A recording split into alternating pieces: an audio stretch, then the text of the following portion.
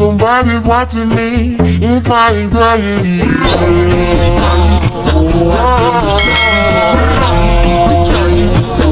Ang araw po sa ating lahat at ngayong araw na ito ay magbabalik po ako sa aking YouTube channel. Ang tagal ko pong nawala sa aking YouTube channel dahil ako po ay nagpahinga muna ng matagal nga mga inday. Sobrang tagal ako nagpahinga, no? So, ayan, di na natin nagalaw ang ating YouTube channel. So, ngayong araw na ito ay itatry ko po ulit na mag-film dito at maggawa ng video para maka-upload sa aking YouTube channel. Sa mga hindi pa po nakasubscribe sa aking YouTube channel, please like and subscribe dyan sa baba. Paki-share na rin po para ma-update po yung mga kaibigan ko na dyan. So, mga kakilala natin dyan sa YouTube. So, mga inday, pasensya na kayo at ang tagal ko nang hindi nakapag-update sa inyo. And, nung last yata kung nakapag-update, di ko na alam na nakalimutan ko, baka nasa probinsya pa ako noon nung bumalik ako dito. Yun lang mga inday.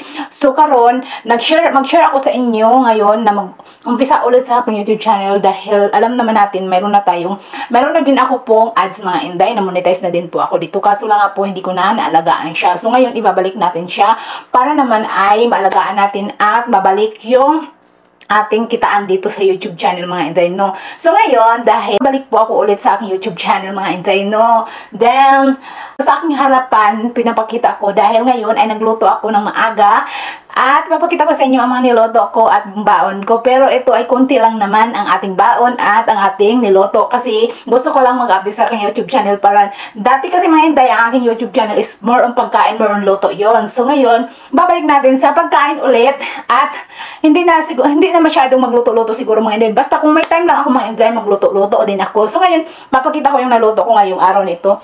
Ito pala mga inday, ang aking niluto, 3 itlog lang to siya mga inday kasi ngayong araw na ito is 3 lang kami, ang aking mga panganay at ang aking bunso, and 2 lang kami tinapa dahil ako lang at yung panganay kong kakain, and ito naman is kaming 3 kakain yan.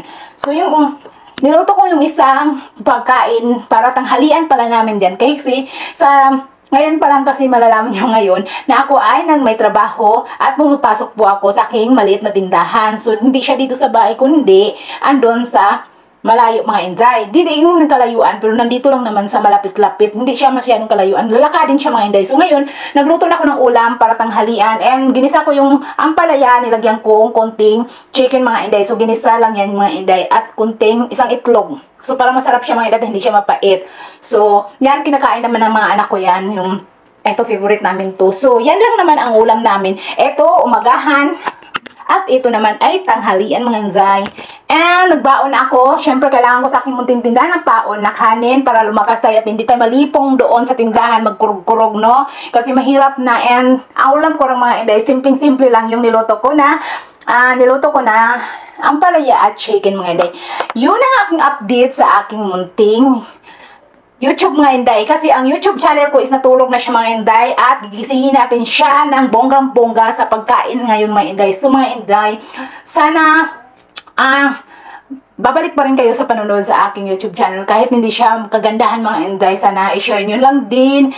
And sana mag-subscribe din kayo. Sa mga wala pa nag-subscribe dyan, please like nasa baba, share nasa baba din, and subscribe nasa baba. Mag-comment na rin din yan kayo dyan mga inday. Malay nyo mga inday ng mga comment nyo at mabigyan natin ng konting video kung anong gusto nyong ipagawa nyo sa akin. Yun lang mga inday at maraming salamat sa inyong lahat.